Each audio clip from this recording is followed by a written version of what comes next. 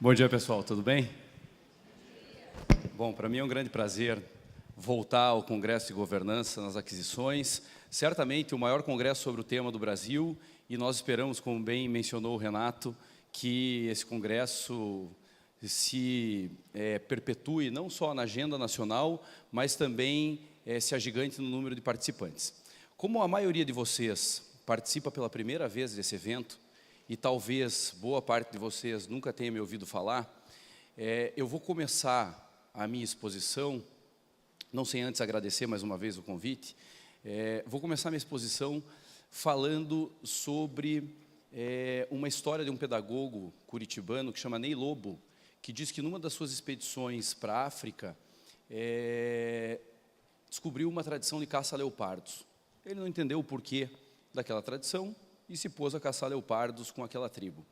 E percebeu que naquela caçada, os nativos da tribo corriam, e quando chegavam próximos aos leopardos, que é o que eles queriam caçar, eles paravam, abaixavam e ficavam em silêncio. Sem entender o porquê daquilo, ele continuou a caçada e percebeu que aquela atividade era reiterada. Os nativos da tribo corriam, e quando chegavam próximos aos leopardos, que é o que eles queriam ver caçados, eles paravam, abaixavam e ficavam em silêncio. Depois de muito aquilo acontecer, e do pedagogo não entender o porquê daquela lógica, que até aquele momento parecia para ele irracional, ele perguntou para um dos chefes da tribo: me diga uma coisa, a gente saiu para caçar leopardo, e a gente corre, quando chega próximo aos leopardos, que é o que a gente quer caçar, nós paramos, abaixamos e ficamos em silêncio? Não entendi o porquê. E o nativo da tribo, com a sabedoria milenar que é tradicional dessas tribos, disse: nós corremos, e quando chegamos próximos dos leopardos, que é o que nós queremos caçar, nós paramos, abaixamos e ficamos em silêncio, porque durante a caçada nós corremos tanto que em algum momento nós precisamos parar para que as nossas almas nos alcancem. Estar num congresso desse é justamente isso. A atividade administrativa de vocês é tão dinâmica que quase nunca permite que vocês parem para verificar a legitimidade do ato, a legalidade do ato, situações novas, novos temas, novos rótulos como compliance, né? Ou novas dinâmicas, novas metodologias, e o local para isso é justamente esse congresso, onde vocês têm a oportunidade de debater os temas, não só conosco, mas entre vocês, porque eu não tenho dúvida de que práticas de gestão de risco, práticas de boa governança e práticas de compliance e boas práticas estão na realidade de vocês já, né? Mas é justamente esse momento que nós temos. E eu gostaria de usar, vocês vão ver, eu tenho um tom muito crítico na minha palestra, e gosto de ser assim, porque eu concordo com Domenico de Masi, que é um sociólogo italiano que gosto muito de ler, que diz que nós estamos em tempos em que o óbvio precisa ser repensado. A gente conversa muito sobre governança, e algumas pessoas tratam de governança nas alturas, né? Ah, governança é óbvio, liderança, estratégia, controle, né? E conceitos tão rarefeitos que a gente não consegue trazer para a realidade e entender o que é governança na prática, o que é gestão de risco na prática, o que é compliance na prática. Eu até escrevi um artigo para o Solicita no mês passado, onde eu digo: compliance, repensando o óbvio para não cair no senso comum. Porque o grande problema é que a governança ficou tão comum que todo mundo acha que sabe o que é, mas ninguém faz. Porque, na verdade, ninguém entende o que é governança na prática. E eu tenho uma preocupação muito grande de que isso aconteça com compliance. Porque compliance é um termo novo, é uma nova realidade necessária, aplicada, não sabia, Fontenelle, que, não estou achando Fontenelle, mas não sabia que era aplicado já no PCC, mas veja o refinamento, portanto, né, do crime organizado. Então, nós precisamos, de alguma forma, não sei se aprender com isso, né, mas nos preocupar certamente. Mas o compliance é um tema novo que não pode cair no senso comum, porque o senso comum banaliza, o senso comum prejudica. Então, eu acabei alterando, sim, um pouco do conteúdo da palestra, mas, na verdade, eu mantive todos os slides. A única diferença foi que, ao invés de tratar da lógica prática da matriz de risco para o compliance, que vocês já vão ver com o Fontenelle, portanto, não vão ser prejudicados, eu alterei para trazer uma prática, porque a minha palestra não serviria de nada se eu não trouxesse pelo menos uma prática dentro dessa lógica de política de integridade e de compliance. Eu alterei para trazer um exemplo prático de uma política que eu reputo a mais importante dentro de todo o compliance, que é a due diligence de fornecedor. Então, só isso. mas eu fiz a alteração sim, até para não deixar o meu amigo Renato Fenili e o Fontenelle sozinhos nessa dinâmica. Todos fizemos um pouco de alteração, mas sempre em benefício de vocês, né? Nunca para prejudicar. Muito bem. Falar de compliance, portanto, é falar de algo novo. Mas a gente não pode falar de compliance no Brasil sem pensar por que é que nós estamos falando de compliance no Brasil. E talvez as apresentações que me antecederam tenham sido claras no seguinte sentido: o Brasil é um país que precisa de compliance. Como disse o Fontenelle, e talvez isso seja aquela retórica que vocês sempre escutam, compliance vem do verbo em inglês to comply, que é estar em conformidade. Bom, isso só não basta. Estar em conformidade a gente sabe porque o princípio da legalidade estrita e substancial está no caput do 37. A gente sempre teve que estar em conformidade. Nunca foi novidade. Legalidade, eficiência, moralidade, que tem relação direta com integridade, isso nunca foi novidade. No mínimo desde 88 estava lá na Constituição, é só a gente ler. Portanto, estar em conformidade não nos traz nada de novo. Mas por que estudar compliance no Brasil? Porque o Brasil é o país das inconformidades. O Brasil é o país do risco. Concordam comigo ou não? Tanto é verdade que, a maior ou menor escala, na vida pessoal, várias pessoas têm procurado outros países para criar seus filhos. Por quê? Porque eu vi aqui, e eu acho, sem dúvida, essa cidade maravilhosa, né? O Rio de Janeiro, temos vários amigos do Rio de Janeiro aqui, mas há vários amigos meus, advogados, que não vão mais para o aeroporto do Galeão, porque têm medo de ir do aeroporto do Galeão até o centro do Rio de Janeiro, preferem pagar mais caro e ir para o Santos Dumont, em razão do risco de uma possível bala perdida, ainda que a bala perdida seja perdida. E, portanto, ela possa te achar em qualquer lugar. Mas não é esse o fato. É de que nós conduzimos a nossa vida em razão do alto risco do Brasil. A nossa poupança, ou a nossa incapacidade de poupança nunca foi tão grande. Mas hoje a nossa preocupação com a poupança também nunca foi tão grande. Por quê? Porque nós temos medo do amanhã. Ninguém mais sabe se amanhã vai ter emprego. E os servidores públicos e funcionários públicos, de alguma forma, têm um pouco mais de tranquilidade quanto a isso, mas a realidade brasileira não é essa, né? Portanto, o Brasil é o país do risco, e é muito país do risco em razão do histórico que o Renato trouxe para vocês. O Brasil é um estado esquizofrênico. Eu digo isso no primeiro capítulo do meu livro, Ensaio Avançado de Controle Interno, e eu estou lançando um livro solo de compliance agora no mês que vem pela editora Fórum, e mais uma vez eu trago essa questão da esquizofrenia estatal. O Brasil é um país esquizofrênico, porque o Brasil cumula em um mesmo modelo de gestão 3 modelos históricos: o patrimonialismo, a burocracia e o gerencialismo, muito bem explanados pelo Fenili. Quando ele falou, eu mantive as regras de integridade e de conformidade da minha palestra, mas fiquei indignado, porque acabou com a minha palestra, né? Porque deu uma aula sensacional. Mas, de qualquer forma, eu gostaria de tratar desse tema de maneira bem introdutória, sob um outro prisma. Vejam que hoje no Brasil, os vários modelos de gestão, o patrimonialismo, a burocracia e o gerencialismo, coexistem no dia a dia de vocês. Vocês não sabem qual vai ser o modelo do dia. Vocês, de um setor de compras, não sabem se naquele processo vocês vão chegar e vão encontrar uma prática quase que oculta de direcionamento naquela licitação pelo setor requisitante. E vocês têm que estar preparados para isso, porque essa é uma prática patrimonialista, de conduzir a coisa pública como se privada fosse para beneficiar um terceiro e, muito provavelmente, se beneficiar de maneira própria em relação a isso. Recebimento de propina ou de alguns benefícios pessoais e assim por diante. E vocês têm que estar preparados para isso. Ah, Rodrigo, mas será que existe patrimonialismo no Brasil? Veja, eu trabalhei para 2 empresas no âmbito da Operação Lava Jato, até pelo fato de estar em Curitiba. Nós de Curitiba acabamos nos beneficiando muito com isso, né, na advocacia. Conversando com esses empresários, né, em razão dos seus contratos administrativos, porque eu não faço a parte criminal, né, nós percebemos o seguinte: esta prática era instaurada dentro da realidade das licitações em que eles participavam. Se eles não ofereciam o chamado pedágio, lhes era oferecido. Uma coisa era certa: sem pedágio, a licitação não vai para frente. esse pedágio, muitas vezes, prejudicava o próprio lucro da empresa, que tinha que, naturalmente, superfaturar, porque não podia tirar os 10%, 5%, 20% do próprio contrato, para repassar para o servidor público, ou para aquele grupo de servidores, ou até para que o servidor pudesse repassar para o político da vez, e assim por diante. Então, isto prejudica sobremaneira os contratos administrativos e as aquisições públicas, mas a gente vê isso na realidade, no dia a dia. Final da Copa das Confederações, aviões da FAB, você pode utilizar pelo decreto federal para 3 situações: necessidade de representação do governo federal, retorno à residência oficial e situação de emergência.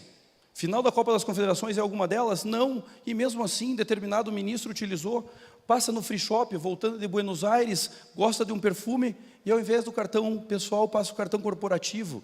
Pequenas práticas de inconformidade ou de desconformidade são naturais. E as desculpas são as mais absurdas possíveis. A gente não fica assustado vendo os periódicos, lendo os periódicos, para as desculpas que são dadas para essas práticas que são descobertas, né? Então, o patrimonialismo é algo natural, e a gente tem visto isso diariamente, não só no âmbito das operações da Polícia Federal, do Ministério Público Federal, mas também nas realidades mais próximas de nós, Ministério Público Estadual, GAECO e etc., quantas operações desvelam esquemas de corrupção, né? Aí a burocracia, o Fenili mencionou muito bem, por que o patrimonialismo existe? Porque da vontade do gestor existia a prática do ato. O patrimonialismo é uma prática tipicamente monárquica, né, absolutista, né, ou de gestão pessoal. Portanto, entre a vontade do gestor e o ato, não existe controle, não existe procedimento. Max Weber trouxe o procedimento para legitimar a vontade estatal. Entre o ato administrativo e entre a prática do ato administrativo e a vontade do gestor, existe um procedimento ou um processo. Não vou entrar no mérito da diferença entre os dois, porque a gente não tem tempo, né? Mas existe um processo ou um procedimento que permite o controle, porque eu sei, por exemplo, e o conceito de procedimento é claro, é uma sequência pré-determinada de atos tendentes à realização de um ato final e conclusivo, onde o ato posterior pressupõe o anterior. Então, se eu estou numa licitação, modalidade 8666, né? Eu sei que se eu estou na fase de proposta é porque a habilitação já aconteceu e porque a publicação do edital já ocorreu. Agora, se eu estou na fase de proposta e não teve publicação do edital e não teve fase de habilitação, é porque, obviamente, eu tenho uma licitação que tem que sofrer controle porque há uma ilegalidade. Há um simulacro de processo. É para isso que existe a burocracia. O problema é que a burocracia no Brasil veio e a gente colocou a nossa burocracia dentro do jeitinho brasileiro. Ela é uma burocracia que não segue a lógica do modelo weberiano, que é o modelo de legitimar a vontade estatal pelo procedimento. Um procedimento que tem começo, meio e fim nos prazos acordados. Os Estados Unidos da América, sem entrar no mérito, né, de se são corruptos ou não, e etc. e tal, são o país mais burocrático do mundo. Mais burocrático do mundo em relação às regras de conduta e procedimentos internos. E ainda assim as coisas lá parecem ou não parecem funcionar? Parecem funcionar. É possível burocracia que funcione. O problema é que no Brasil, Raimundo Faoro tem um livro fantástico que trabalha muito bem com esse tema. A burocracia no Brasil, na verdade, foi mal importada e nós vivemos um país burocratizado ou burocratizante, um estamento burocrático. É isso que prejudica. A nossa burocracia é uma sequência pré-determinada de atos que não leva ao resultado final. Porque hoje existe algo importantíssimo que eu vou tratar no final da minha palestra: o medo do gestor público em decidir. Porque se ele decide como regra, ele é penalizado, seja por ação ou ainda na não vontade de decidir e no silêncio, pela omissão. Essa é uma questão importante que tem que ser trabalhada no âmbito do compliance. Muito bem, mas a burocracia existe, faz parte desse estamento burocrático. Se seguiu a burocracia, principalmente na década de 90, com a criação do Ministério da Administração e Reforma de Estado, o MARI, com Bresser Pereira, o gerencialismo, que pretendia minimizar os meios e maximizar os resultados. E algumas ideias, inclusive, bastante ilógicas de acabar com concursos públicos, de acabar com licitações ou processos de aquisição, porque Bresser Pereira, ou a lógica gerencialista, entendia o seguinte: se no Carrefour ou em qualquer supermercado da realidade de vocês, a Macro ou, sei lá, Big, etc. e tal, essas grandes redes, Pão de Açúcar, se eu entro, compro uma televisão e no mês seguinte, se eu não pago, eu estou no Serasa, por que na administração pública eu não pago IPTU e em 5 anos prescreve? Essa lógica não se entendia e se pretendeu um Estado mais gerencial. Fato é, se pretendeu um Estado gerencial onde ainda não se tinha concluído o modelo burocrático, porque o modelo burocrático era o modelo burocrático do jeitinho brasileiro. E a cultura do brasileiro ainda é uma cultura tipicamente patrimonialista. Portanto, hoje a gente vive nessa esquizofrenia e é isso que a gente tem que trabalhar. E essa esquizofrenia tem relação direta com o problema da agência. O problema da agência nos contratos administrativos é fortemente marcada pela maneira de decidir do gestor ou pela forma de conduzir do gestor dentro desse contexto esquizofrênico em que há uma grande dificuldade de saber qual é efetivamente a ordem do dia e as condutas praticadas pelo particular. E aí você tem no interesse principal, vocês já devem ter visto esse slide várias vezes, né? Vamos colocar ali a administração pública como agente principal e tem o interesse próprio, que é a realização do interesse público, a consecução e a boa e fiel execução do contrato, né? E aí, aquele que executa, que é o agente, e aqui a gente pode colocar a empresa, o particular que presta o serviço, tem o interesse próprio, que obviamente é o lucro, porque ninguém faz filantropia, nós estamos falando de contratos administrativos, portanto, ele quer o lucro, e nós sabemos, e nós queremos a realização do resultado final, de uma boa execução contratual. O grande problema é que nesta relação contrata e executa, existe uma grande assimetria de informação. E essa assimetria de informação, uma má elaboração de termo de referência, uma má elaboração do instrumento convocatório, uma má formação do contrato em relação às questões de alteração qualitativa ou quantitativa, uma má definição das regras de execução contratual, toda essa simetria de informação no Brasil hoje vira o quê? Judicialização. Porque há uma solicitação pelo particular que pretende, na falha da administração, aumentar seu lucro ou se beneficiar em relação à execução do serviço, que no final das contas vai conduzir a um aumento de lucro no contrato. E em relação à administração, redução orçamentária, contingenciamento orçamentário e financeiro bastante grande, nós temos aqui o interesse da administração em que aquele contrato se execute sem que haja nenhum acréscimo valorativo em relação a ele, porque eu já tinha previsto e essa previsão é quase que no limite da minha possibilidade de adimplemento. Portanto, esta lógica de assimetria de informação é muito grande dos contratos. E é exatamente aqui que as regras de compliance agem, diminuindo a assimetria de informação nos contratos para diminuir os conflitos de interesse. Diminuindo os conflitos de interesse, eu diminuo a judicialização e melhoro a execução do contrato. Eu não preciso perguntar para vocês quantos de vocês hoje têm contratos com liminares suspendendo ou o processo licitatório ou o contrato. Vários de vocês levantariam a mão e me diriam, tenho 2, 3, 4 contratos. Porque para nós, advogados, e para os juízes que estão lá analisando, a lógica da análise da assimetria é muito fácil. Porque, como regra, esses contratos são assimétricos, esses editais são assimétricos. É por isso que o tema que o Fontenelle vai falar sobre gestão de risco é fundamental. Matriz de risco nos contratos. Lei 13.303 das estatais pede matriz de risco nos contratos para obras, serviços de engenharia, de contratação semi-integrada e integrada, e vocês vão ver no futuro livro no mês que vem, eu entendo que essa regra pelo artigo 6º é ampla, não é só nos contratos de obras para contratação semi-integrada e integrada. Mas ainda assim, né, vamos imaginar nas obras, é necessário que a matriz de risco esteja no edital, mas por quê? Porque é no edital que eu vou dizer, este risco, se esta situação acontecer, isto é devotado o cumprimento a você particular, e o particular não pode se abster de cumprir, porque ele assinou antecipadamente. E como é que ele vai judicializar? Não existe substrato material para ele judicializar isso, porque o juiz vai dizer, escute, mas por que você assinou o contrato? E você aceitou que este risco era teu?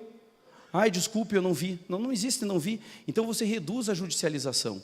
Percebem que do ponto de vista prático, você melhora a gestão pela redução da assimetria da informação, mas como eu não tenho muito tempo, porque eu só tenho 30 minutos e quero passar tudo dentro dos 30 minutos, e a gente tem uma questão prática importante.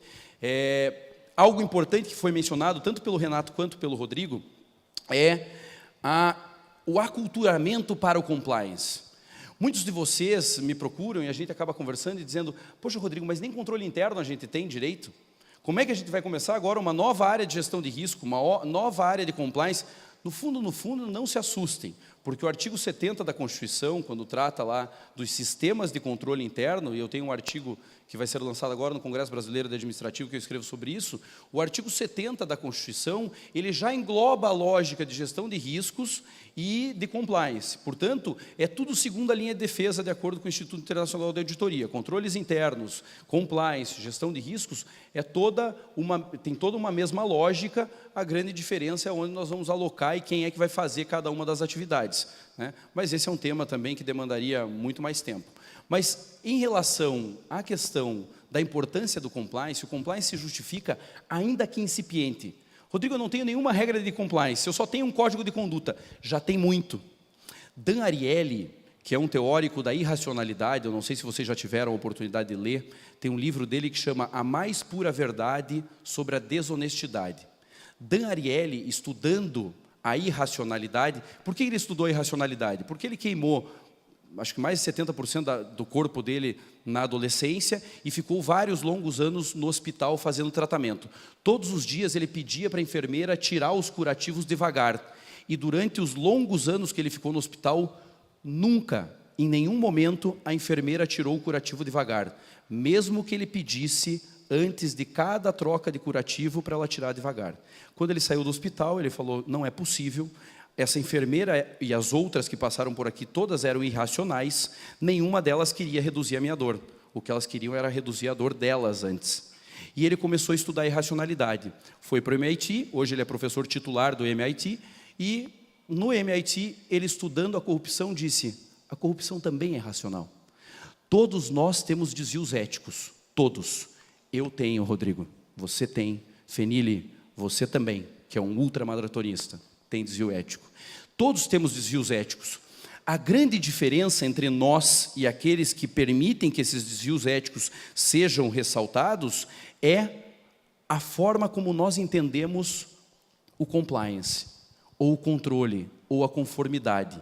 E pequenas regras de compliance servem para reduzir as fraudes ou as ilegalidades. O Dan Ariely no livro explica muito melhor, eu vou só trazer alguns exemplos, mas ele aplicou algumas matrizes, que são testes, e nesses testes ele dizia para as pessoas, respondam e aqui tem notas de $1. Se o teste tem 10 questões e vocês acertaram 8, peguem $8 e vão embora.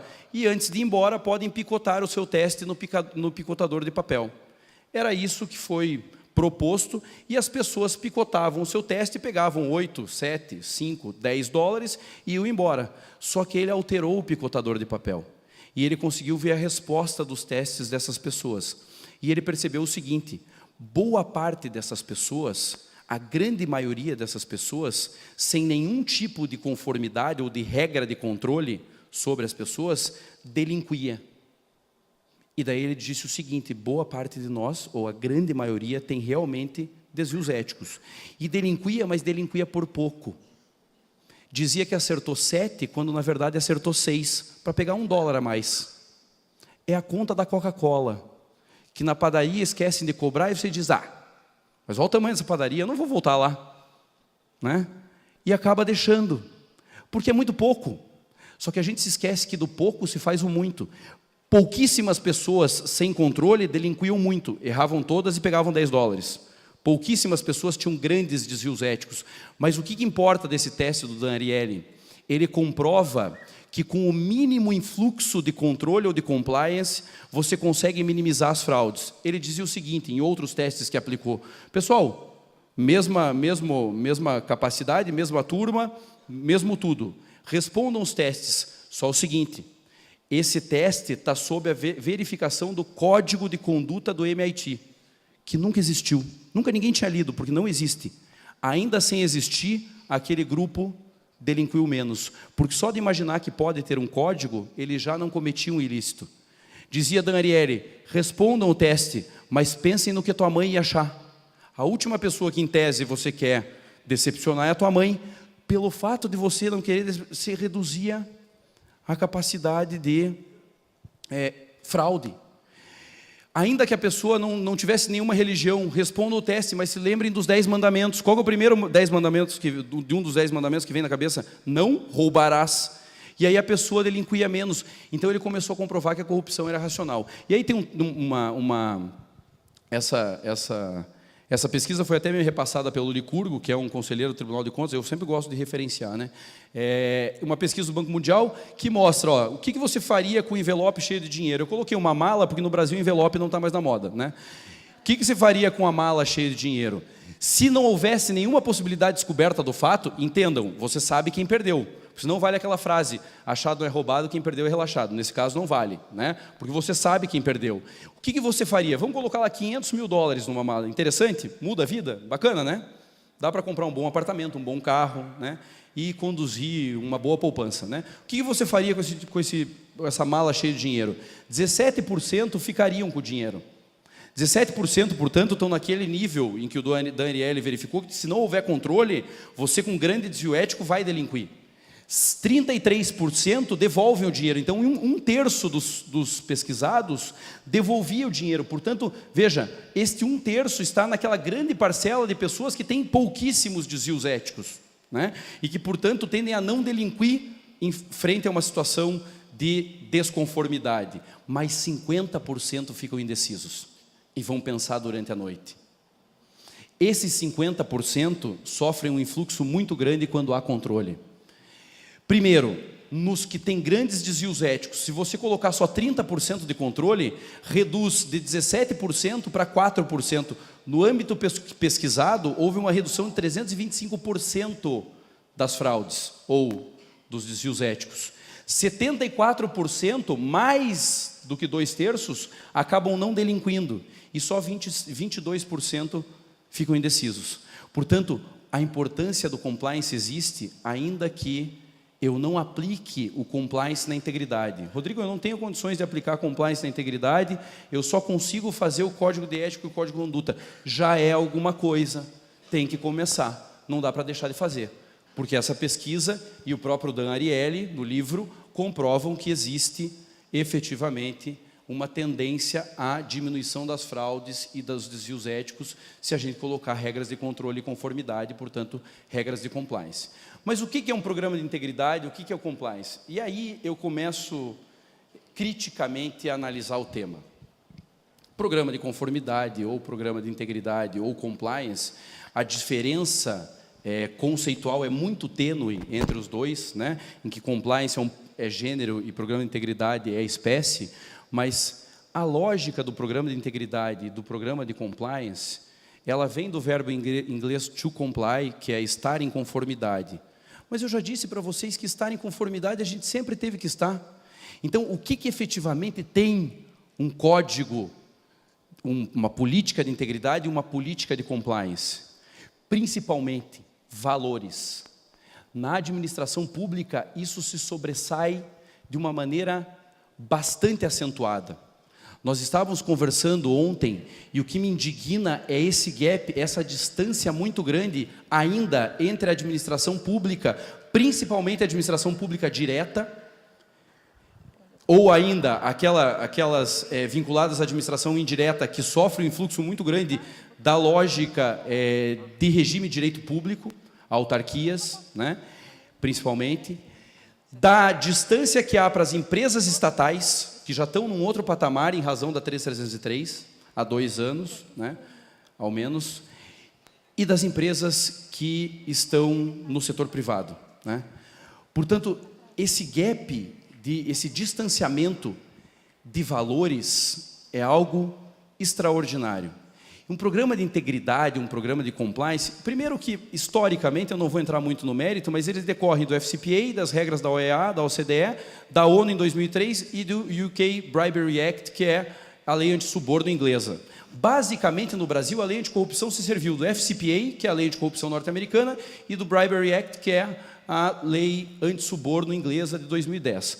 Isto fomentou a lei anticorrupção brasileira. Esse é um pouco da lógica normativa da ideia de compliance trazida para o Brasil e que foi importada na lei anticorrupção. Mas essa importação traz na estruturação do compliance uma sequência lógica e a primeira delas é de que compliance, ou as regras de conformidade e de integridade, imputam a lógica de valor.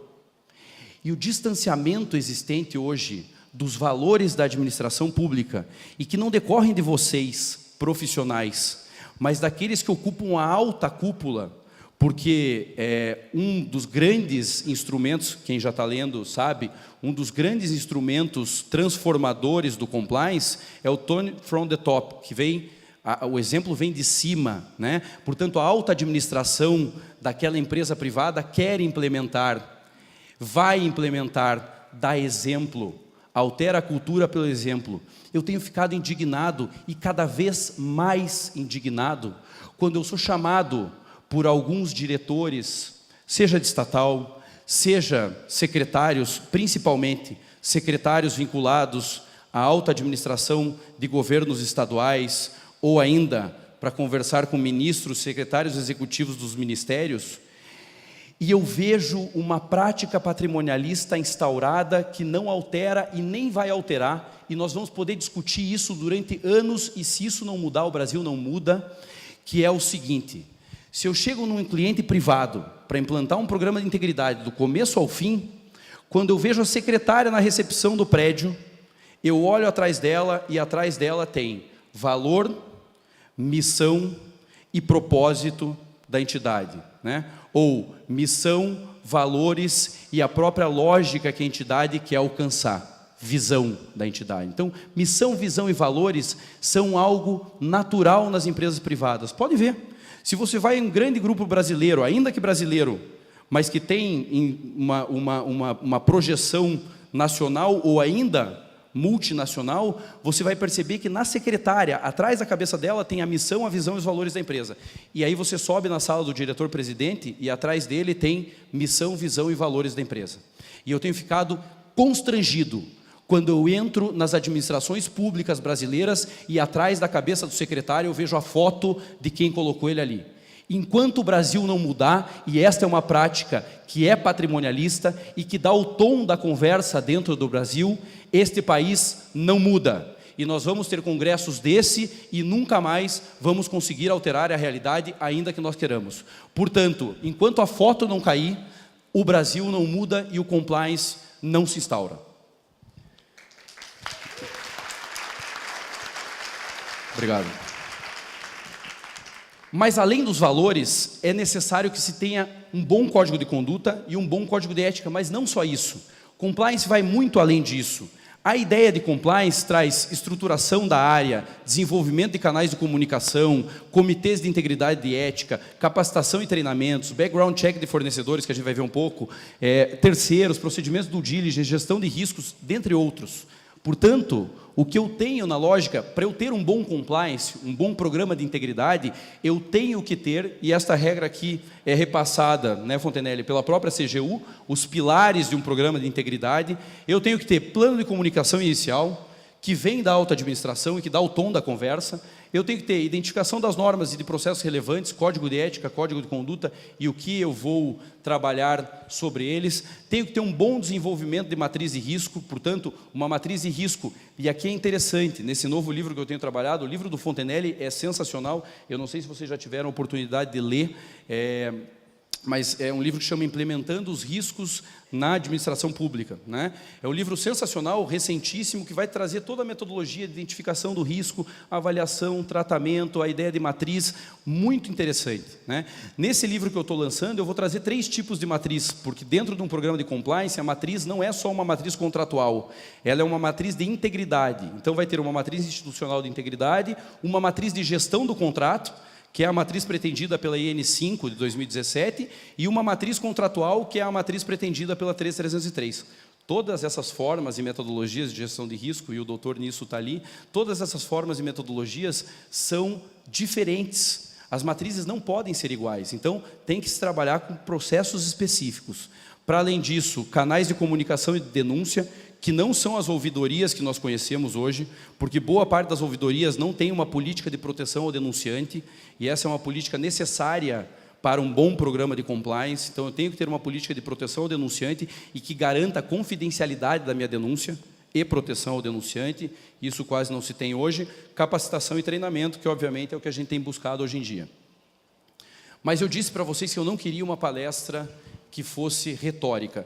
Eu abomino a retórica. O Ruimar me conhece bem, o Renato, o Rodrigo. Eu não consigo dar uma palestra só no plano das ideias, né?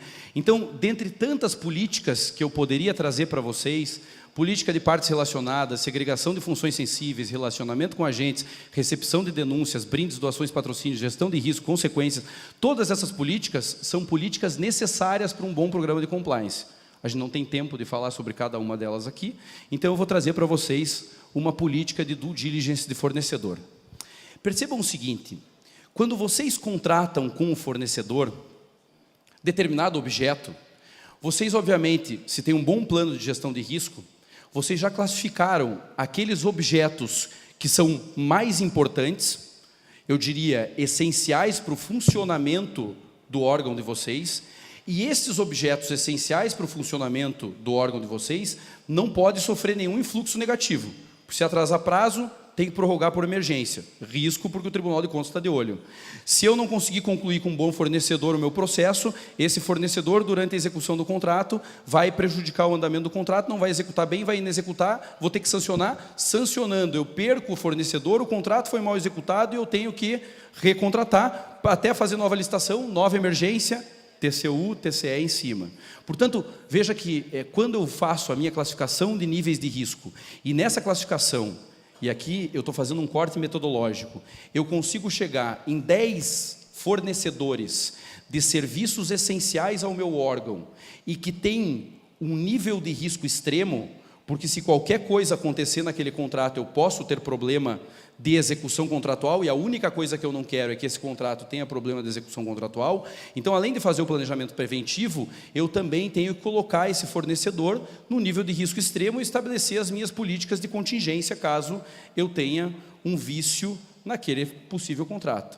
Mas um dos grandes problemas que nós temos verificado, e que tem sofrido uma grande, eu diria, alteração metodológica, não só tecnológica, pelo contrário, metodológica, e que está sendo uma vertente na advocacia principalmente, né, é a realização de due diligence de fornecedores. Esses 10 fornecedores que estão no nível de risco extremo, são fornecedores que muitas vezes ganharam um pregão eletrônico. Você está em Rondônia, tem o pessoal de Rondônia aqui, não tem? Porto Velho, estou lá no sábado, vou dar uma aula na pós-graduação lá, adoro a cidade. Vocês lá de Rondônia fizeram um pregão presencial lá em Rondônia, Porto Velho, né? O cara aqui do Sul ganhou, tem um documento, um infográfico da Negócios Públicos, é sensacional nesse aspecto, que mostra em relação ao Congresso Pregoeiros, as empresas que ganham pregão eletrônico no Brasil, e mostra que boa parte das empresas que ganham os pregões eletrônicos estão no Sul e no Sudeste, né?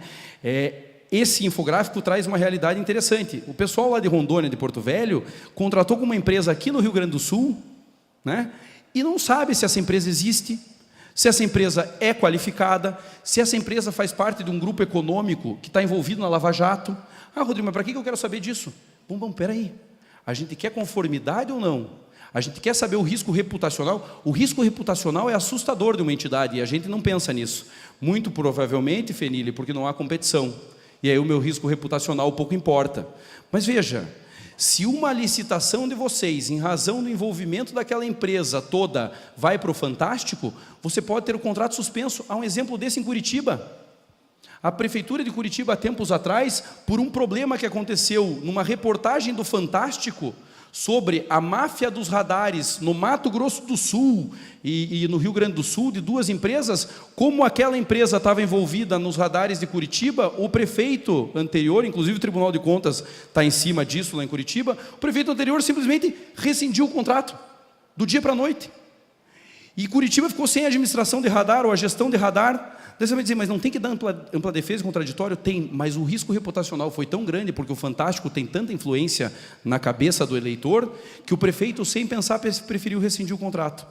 Então veja como o risco reputacional é importante, e daí você fica com um problema gigantesco.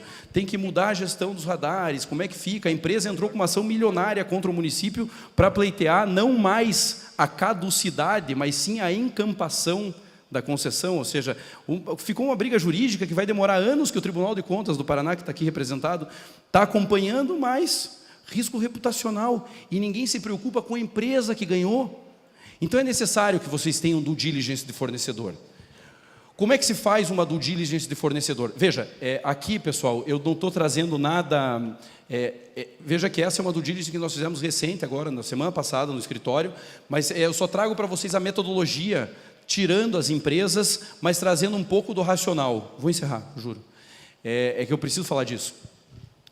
Você tem o target principal, que é a empresa principal, o alvo principal. Qual é a empresa? Aquela empresa que está nos níveis de risco extremo. O que você vê numa due diligence de fornecedor? Bem, primeiro qualifica a empresa. Quem é essa empresa que eu quero? CNPJ e etc. Quem são os seus sócios e acionistas? Grupo empresarial que ela responde. Ela é parte do braço de alguma holding maior, que tem outros sócios? Quantas filiais ela tem? Primeira análise que a gente faz quando a gente analisa um target principal, faz doação eleitoral? Sim. Empresa ou pessoa física? Sim. Para qual partido, para qual candidato, em qual valor? Esse cara foi eleito ou não? Está lá no município que ganhou a licitação ou não? Está lá no estado que ganhou a licitação ou não? Qual que é o cargo do cara? Diretor de infraestrutura e logística, prefeito e assim por diante. Hoje, né? Eu doei para ele há 5 anos atrás, mas hoje ele é diretor de infraestrutura e logística. Está lá. Você sabe se esse cara tem uma possível influência positiva ou negativa no teu contrato. Exposição em mídias. Você analisa quais são as exposições daquela empresa na mídia especializada. E vai fundo. Aqui eu estou trazendo um slide, mas vocês podem imaginar que uma due diligence dessa, ainda que simples, tem lá 3, 4 páginas de exposição em mídia. Sempre, obviamente que eu não trago aqui, porque eu trouxe vários jornais colacionados exemplificativamente, mas sempre referenciando para aquele que vai analisar depois, e isso a segunda linha de defesa, o compliance, tem que ver, pode buscar isso depois. Regularidade fiscal, previdenciária e trabalhista, daí você faz uma legenda, você faz uma legenda para dizer, olha, a matriz tem problema no Sintegra, está com pendência, tem problema, não foi possível extrair o FGTS, todas as empresas, a matriz e filial estão habilitados com restrição na Receita Federal. Então você passa uma visão da conformidade dessas empresas com a regularidade fiscal, trabalhista e previdenciária. Lista de sanções dessas empresas. Foram sancionadas, não foram sancionadas? Matriz, filiais e holdings e suas participações, caso exista. Onde é que fica essa empresa? Você consegue localizar pelo Google Street View hoje direitinho. Aí, obviamente, você tem que referenciar qual é a empresa que eu estou vendo, a matriz, qual que é o endereço, foi aberta quando e quando é a imagem do Google. Porque também se eu pegar uma imagem de 5 anos atrás, não vai servir. Mas hoje o Google Street View está com um delay muito pequeno. Então você tem quase que a imagem, em alguns casos, atual. E você consegue identificar. Você não precisa pegar um avião de Porto Velho e ir até o Rio Grande do Sul. Você consegue, numa due diligence de fornecedor, atacar esse problema. Você consegue ver a filial, opa, mas espera aí, está prestando um serviço de terceirização em saúde, é um lavacar.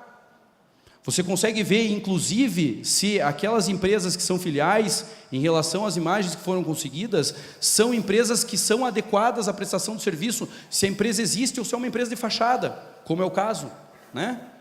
Para além disso, se a empresa existe.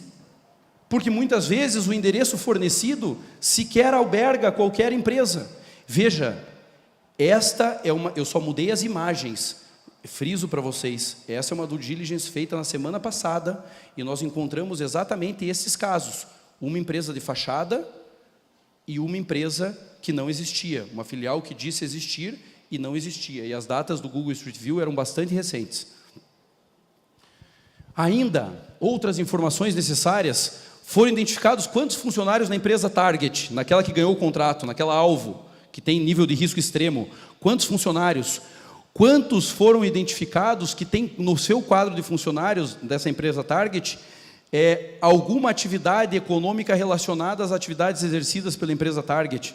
Então você consegue pegar dessas pessoas que fazem parte da empresa target, quais os relacionamentos que essas pessoas têm na sua atividade empresarial, se tem alguma outra empresa de fachada ou não para servir a essa empresa target e assim por diante. E aí você coloca CNPJ das empresas e etc., número de funcionários de cada uma delas. Ações judiciais, podem imaginar que aí é mais de 20 laudas, né, em cada due diligence. Então, ações judiciais daquela empresa e dos seus sócios.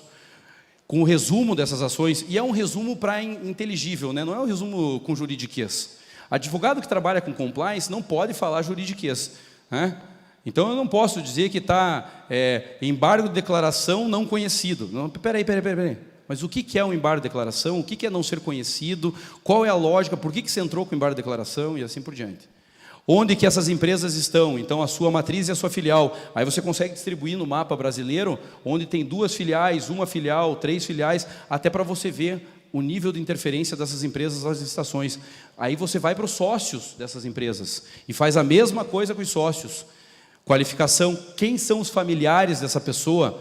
Outras participações societárias, onde é que esse cara está? Esse cara é o filho do dono, né? Então, onde é que ele está? Filiação partidária, nada consta. Doações eleitorais, a mesma coisa.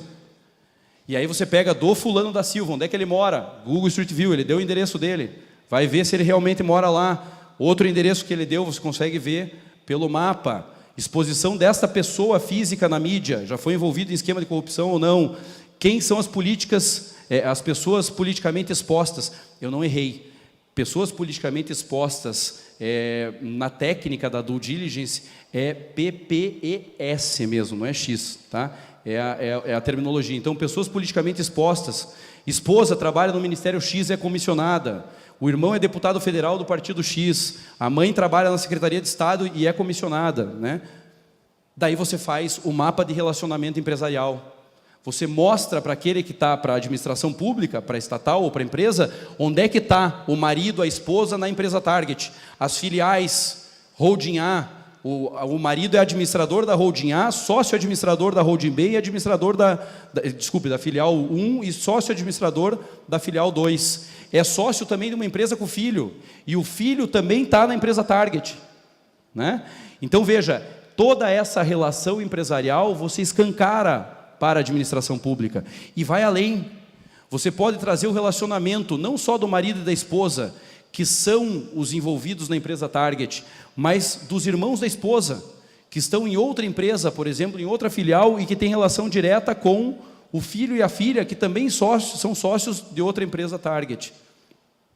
E eu não vou falar mais, porque eu não tenho tempo para trazer mais, mas além de tudo isso que eu trouxe, ainda tem que analisar quais são os red flags, o que quer dizer, quais são os riscos encontrados da due diligence para aquele contrato, quais são os planos de ação que eu vou estabelecer naquele contrato específico, que cláusula que eu tenho que incluir. Puxa, já que ele tem um irmão que é secretário de Estado, já que ele tem um primo que é deputado federal, o que eu posso inserir no contrato para não prejudicar, para o fato do cara ser deputado federal, não prejudicar o meu contrato?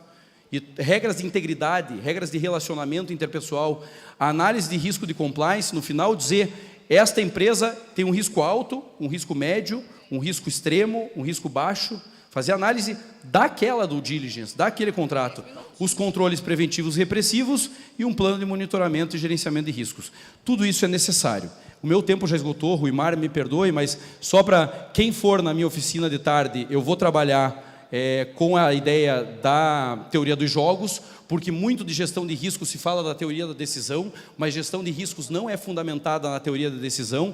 Esse era o segundo exemplo prático que eu ia entrar, mas o Rodrigo Fontenelle vem daqui a pouco para trabalhar. Não tirem, pelo amor de Deus, é muito rápido, só vou terminar. Juro por Deus. Era o segundo exemplo prático que eu ia trazer, mas eu ia trazer uma análise de impacto quantitativa, probabilidade e um diagrama de cálculo. Isso tudo está na oficina do Rodrigo, está na palestra do Rodrigo, e ele talvez, sem dúvida, é o melhor cara para falar sobre essa realidade. Eu gostaria só de concluir dizendo o seguinte, de tudo isso, e o pessoal do Tribunal de Contas do Paraná que está aqui, são meus amigos, sabem que eu sou muito crítico e muito honesto com aquilo que eu penso. Então eu preciso falar disso.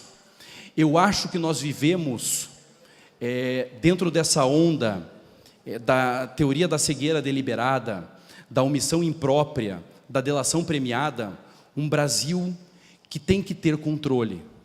Mas o controle também tem que ser moderado, sob pena de, com excesso de controle, não se controlar nada.